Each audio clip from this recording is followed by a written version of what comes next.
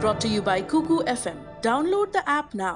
नमस्कार, मेरा नाम है दिव्यांशी और आप देख रहे हैं लल्लन टॉप का इंटरनेशनल खबरों से जुड़ा डेली बुलेटिन दुनियादारी। शुरू करने से पहले आपको दोबारा याद दिला दें कि शिक्षक दिवस पर लल्लन टॉप के दर्शकों के लिए कुकू एफएम ऐप एक खास ऑफर लेकर आया है। लर्न 50 कूपन कोड का इस्तेमाल कर आप पा सकते हैं कुकू एफएम ऐप के सब्सक्रिप्शन पर 50% की छूट। याद रहे कि ये ऑफर सिर्फ रविवार 5 सितंबर तक उपलब्ध रहेगा।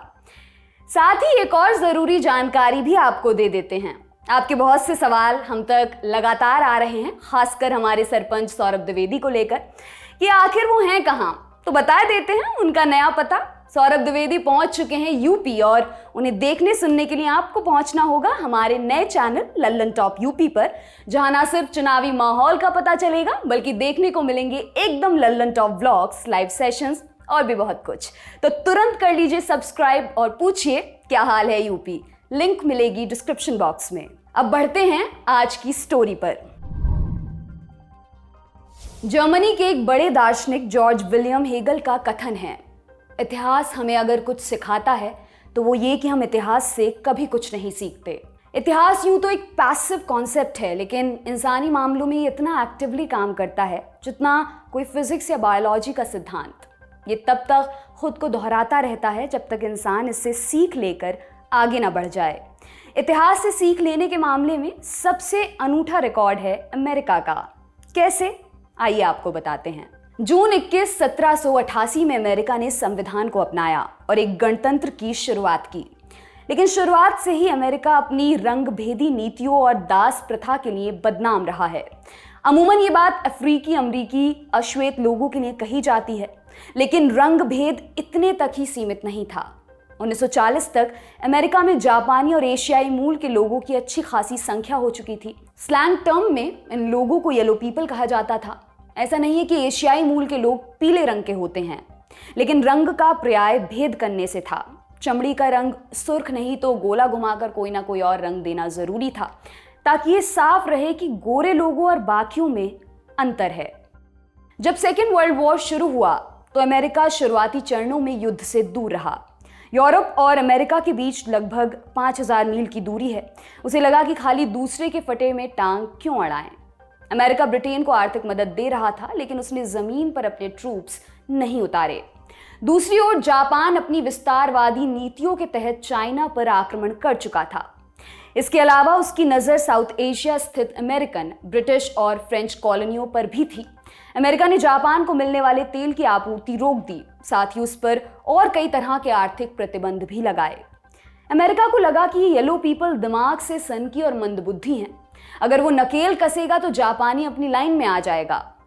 जापान से उसे कोई खास खतरा भी नजर नहीं आता था, कारण जापान और अमेरिका के बीच 4000 मील लंबा प्रशांत सागर। अमेरिकन इंटेलिजेंस ऑफिशियल्स को ये यकीन था कि अगर अटैक हुआ तो भी Japan south Pacific European colony में या उसके आसपास अटैक करेगा। इन कॉलोनीज में डच ईस्ट इंडीज, सिंगापुर या इंडो चाइना शामिल थे। लेकिन जापान ने एक अप्रत्याशित रिस्क लेते हुए अमेरिका के मुहाने पर चोट की।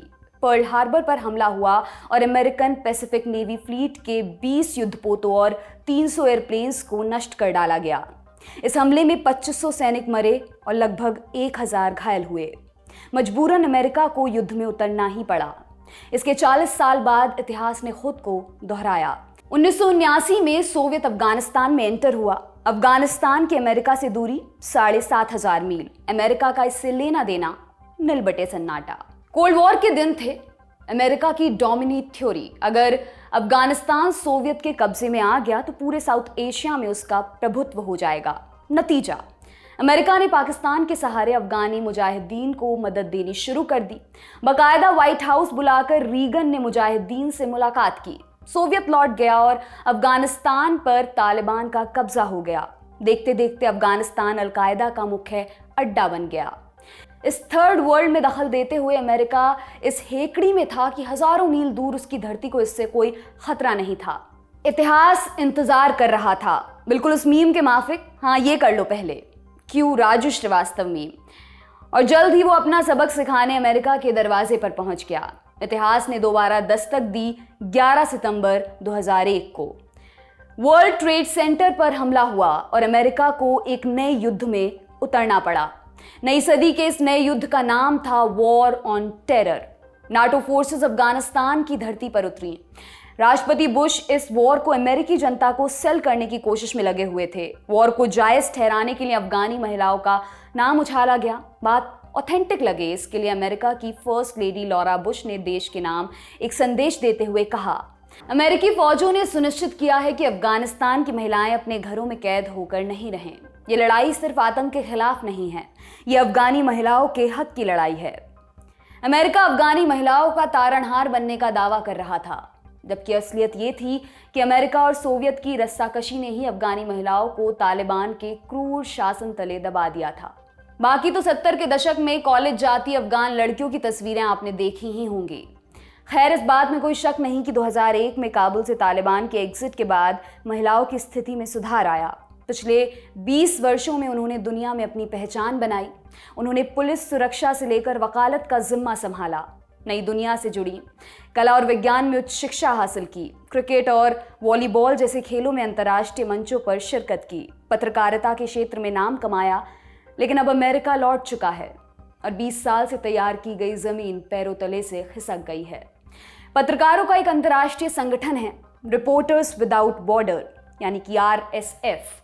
उसके मुताबिक काबुल में अब सिर्फ 39 महिला पत्रकार रह गई हैं जो प्राइवेट रेडियो और टीवी स्टेशंस में काम कर रही हैं। पिछले साल तक इनकी संख्या 700 से भी अधिक थी। RSF की सेक्रेटरी जनरल हैं क्रिस्टोफे डेलॉयरे।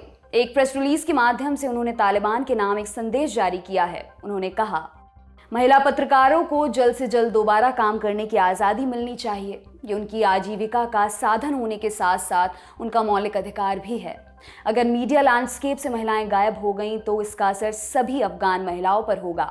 हम तालिबान लीडरशिप से गुजारिश करते हैं कि वो महिला पत्रकारों की आज़ादी और सुरक्षा की गारंटी दे। साल 2000 तक काबुल, हेरात और बल्ख प्रोविंस में कुल मिलाकर 1700 से ज़्यादा महिला पत्रकार काम कर रही थी, लेकिन अब उनकी संख्या गिनती भर की रह गई है। जो काम कर रही हैं उन्हें भी तालिबान के डर से नाम बदलकर रिपोर्टिंग करनी पड़ रही है। पिछले दिनों तालिबान ने बार बार ये बात दोहराई कि वो महिलाओं के काम करने के पक्ष में है, लेकिन ऐसा ही आश्वासन उसने 1996 में भी दिया था और बाद में अपनी बात से पलटते हुए महिलाओं का घर से निकलना दूभर कर दिया था।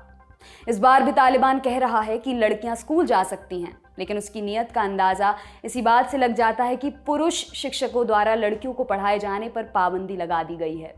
तालिबान के प्रवक्ता ने कहा कि औरतें काम पर निकलें, लेकिन जमीन पर उसके मेंबर औरतों को काम पर जाने से रोक रहे हैं।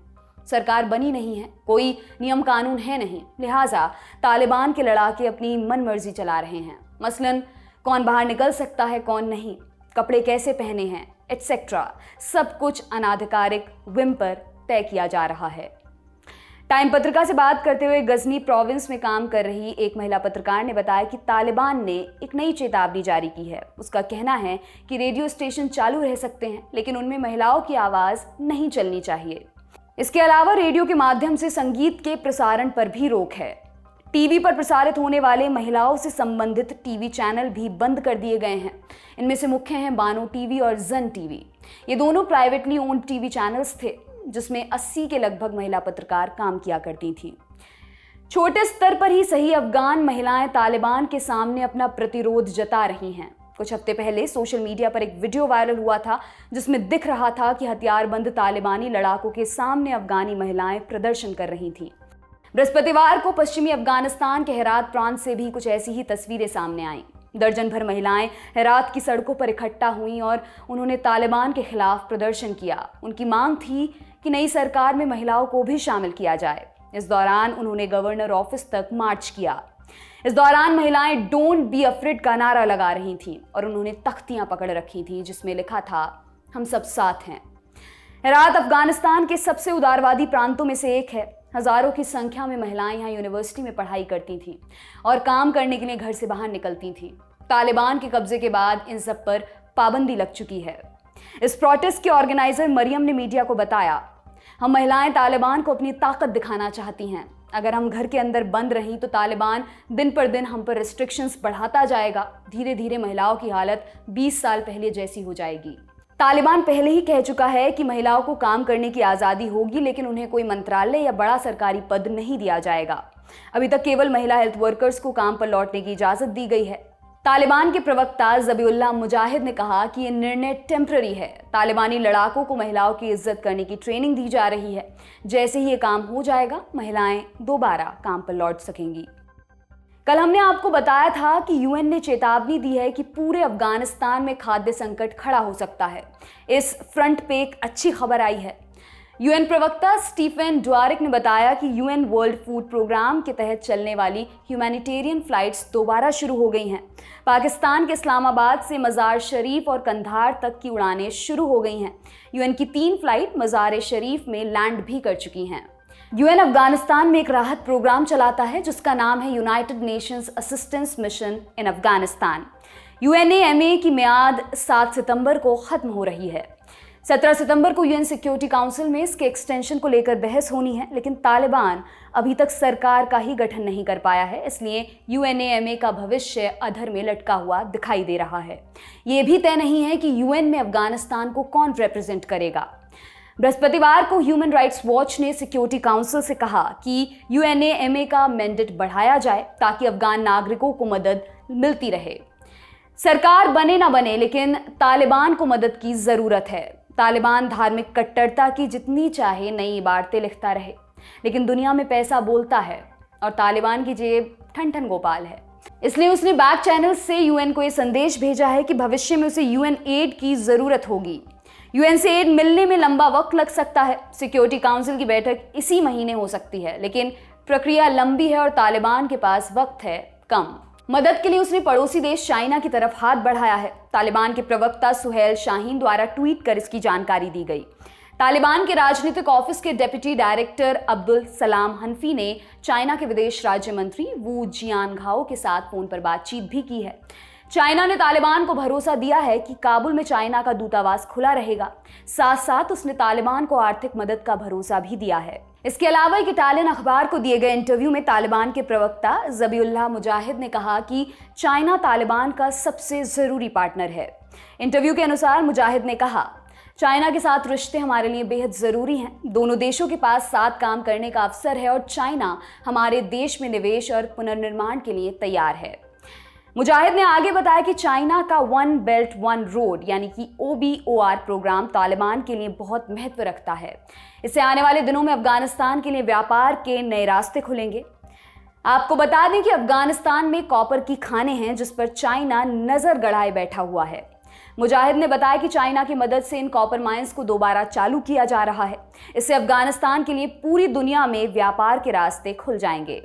चाइना ने भी इस मामले में बयान जारी किया है। चाइना के विदेश मंत्रालय प्रवक्ता वांग वेनबिन ने कहा, चाइना को उम्मीद है कि तालिबान सभी अफगान नागरिकों के हित में फैसला करेगा। तालिबान एक स्थिर सरकार का गठन करेगा और नई सरकार का ढांचा सबको साथ लेकर तैयार किया जाएगा। वेनबिन ने चाइना और अफगानिस्तान के रिश्तों को लेकर कहा, चाइना और अफगानिस्तान मित्र देश हैं। चाइना अफगानिस्तान के लोगों के प्रति दोस्ताना नजरिया रखता है और उनकी संप्रभुता का सम्मान करता है। चाइना अफगानिस्तान के किसी भी आंतरिक मामले में हस्तक्षेप नहीं करेगा और अफगानिस्तान के पुनर्निर्माण में पूरा सहयोग करेगा। लेकिन इतने से बात खत्म नहीं होती। चाइना और अफगानिस्तान की दोस्ती में एक बड़ा रोड़ा है तालिबान का आतंकी संगठनों से गठजोड़, जैसे अलकायदा। साथ ही चीन के पार्टनर पाकिस्तान के लिए तालिबान का पाकिस्तानी फैक्शन सरदर्द बना हुआ है। चाइना तालिबान को चेता चुका है कि वो सभी आतंकी संगठनों से अपने रिश्ते तोड़ ले ताकि उसे अपने पड़ोसियों से बेहतर रिश्ते स्थापित करने में मदद मिले। उइगर मुसलमानों का मुद्दा भी दोनों देशों के बीच फांस बना हुआ है। अफगानिस्तान में करीब 2000 उइगर मुस्लिम रहते हैं। तालिबान के आने के बाद इस कम्युनिटी को डर बना हुआ है कि तालिबान उन्हें चाइना को डिपोर्ट कर देगा। आने वाले दिनों में अफगानिस्तान की सूरत-ए-हाल में और क्या चेंज होता है, इस पर हमारी नज़र लगातार बनी रहेगी। उम्मीद जताई जा रही थी कि आज जुम्मे की नमाज के बाद तालिबान सरकार की गठन का ऐलान कर देगा, लेकिन अभी ऐसी कोई खबर नहीं है। अब आज की सुर्खी खबर अमेरिका से है, जहां इन दिनों चक्रवाती तूफान इडा ने तबाही मचाई हुई है। न्यूयॉर्क, न्यू जर्सी, कनेटिकट और पेंसिल्वेनिया स्टेट्स में भारी बारिश हुई है। इस कारण आई बाढ़ में 44 लोगों की मृत्यु हो गई है। बाढ़ के कारण न्यूयॉर्क का सबवे भी डूब गया है। बस स्टेशनों पर तालाब बने हुए हैं। पूरे न्यूयॉर्क शहर में बिजली गुल है। हालात इतने खराब हैं कि बाढ़ का पानी घरों के बेसमेंट में भी घुस गया, जिसमें डूबकर 11 लोगों की मृत्यु हो गई। बारिश की शुरुआत बुधवार रात से हुई। बढ़ते पानी के कारण कई लोग जहां थे वहीं पर फंसे हुए हैं। न्यूयॉर्क से उड़ने वाली सैकड़ों उड़ानें भी रद्द कर दी गई हैं। न्यूयॉर्क और न्यू जर्सी में आपातकाल की घोषणा हो चुकी है। नेशनल वेदर सर्विस (NWS) ने कहा कि चक्रवात अभी शांत नहीं हुआ है और आगे भी भीषण बवंडर आने की संभावना है। आज की दुनियादारी में बस इतना ही। अपना और अपनों का खूब ख्याल रखिए। अब आपसे मुलाकात होगी सोमवार को। शुक्रिया। शुभ रात्रि।